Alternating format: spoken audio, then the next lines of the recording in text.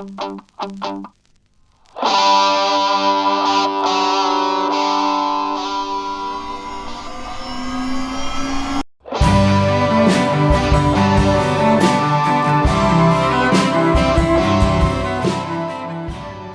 I'm Mark Hadley.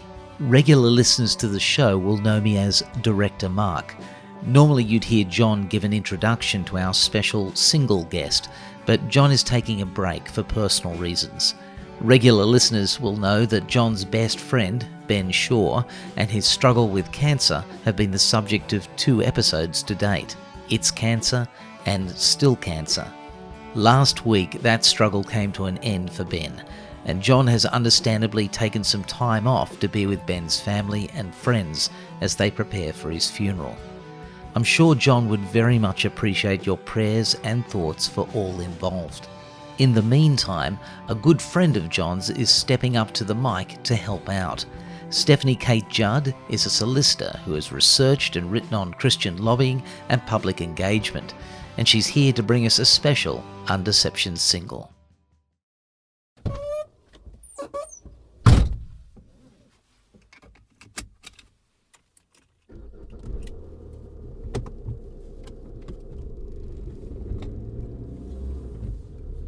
It's in my body, she says to me. We're hurtling through the city in my car, and she's hurtling through the snapshots on replay in her mind. Or rather, it's hurtling through her. The endless looping of all that's happened to her and in her, and I can see that she's dizzy with the preoccupation of it all. It's a muscle memory, hypervigilance baked onto the nervous system. She recounts story after story of predators flexing their power to take what they wanted. She speaks of the way people she trusted would stand idly by, averting their gaze and throwing up their hands as though nothing could be done. It simply wasn't in their interests to stand up to power. She speaks with an exhausted kind of resignation. This was her new normal. It's in my body, she says. In my limbs and chest and the flesh behind my eyes, and is everything spinning for you too? And all the women of the world say, yes, it's spinning for us too.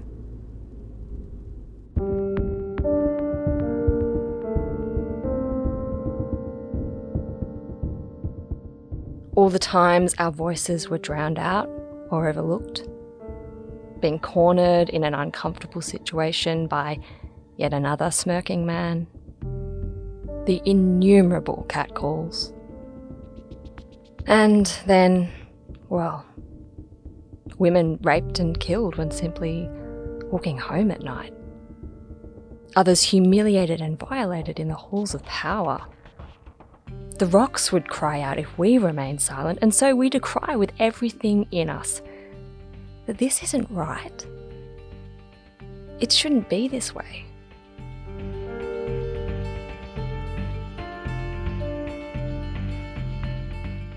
Outrage. It's something that a lot of us seem to feel a lot of the time. Now, outrage is often absolutely the right reaction to significant wrongdoing.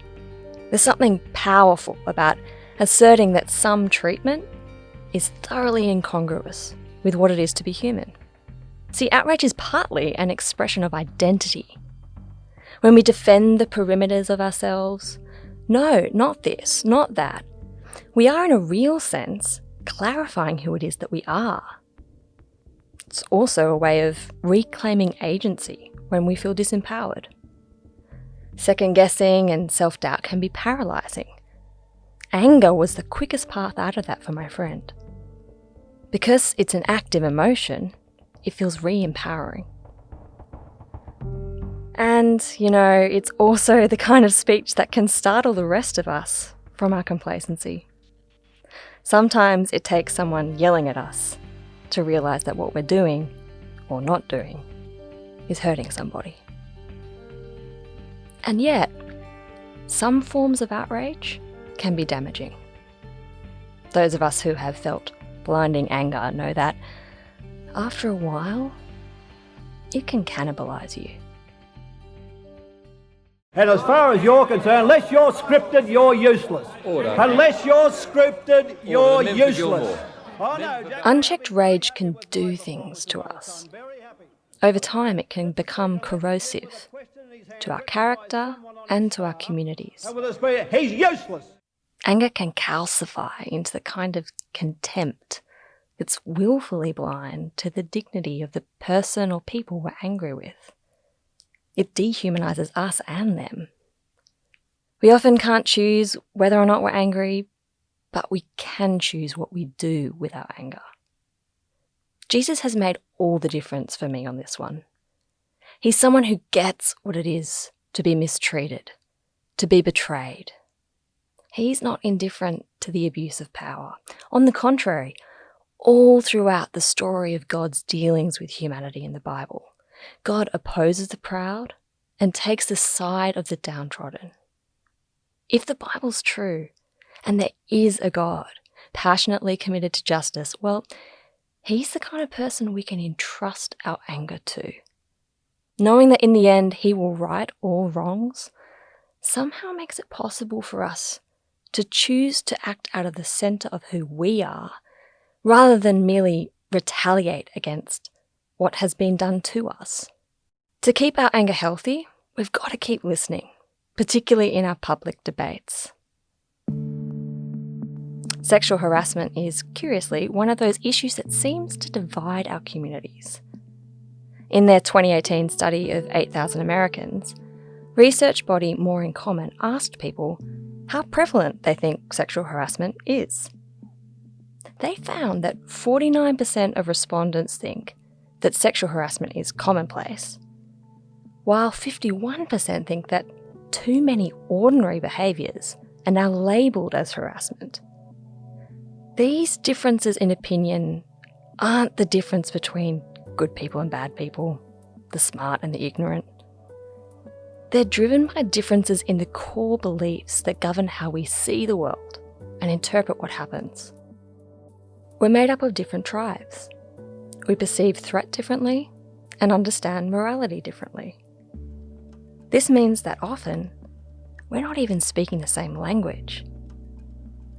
I'm yet to meet a person who's prepared to change their mind when they've been backed into a corner. So, as Professor Carl Weick says, argue as if you're right and listen as if you're wrong. Finally, I think history shows us that the most effective forms of protest focus on what we're building, not just what we're tearing down. Unless it's paired with a vision of what right could be, protesting what's wrong can become a one-oared boat, spiralling into deeper divisions in an already wounded civil self. Rather, in its best forms, protest is shot through with possibility. Things should be different, and things could be different. This was the spirit of the prophets of old. Outrage does its most generative work when it's paired with a positive vision of justice and restoration, not merely the kind of justice that just metes out punishment, but an order of things in which all of us thrive together in peace and security.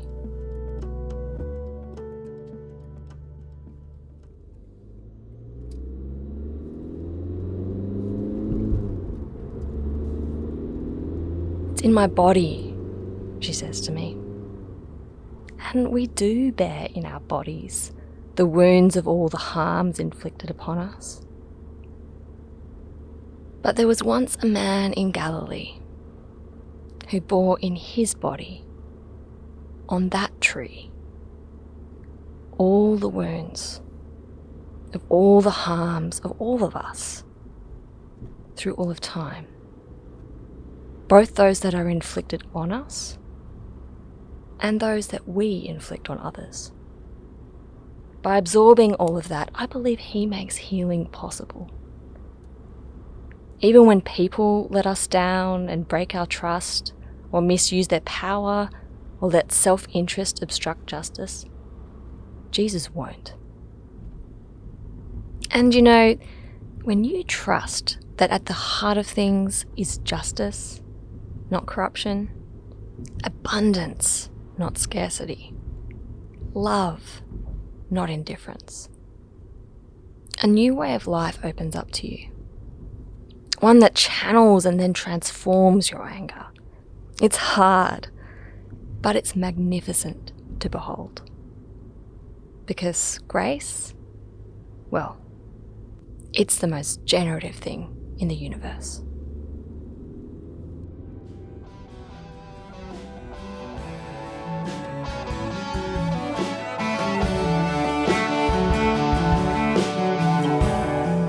Thanks for listening, and thanks particularly to Stephanie Kate Judd. There'll be more singles from Undeception's friends ahead. There'll also be some full episodes that we were able to record earlier. We'd appreciate your patience as John and the team navigate the times ahead. Thanks, and see you soon.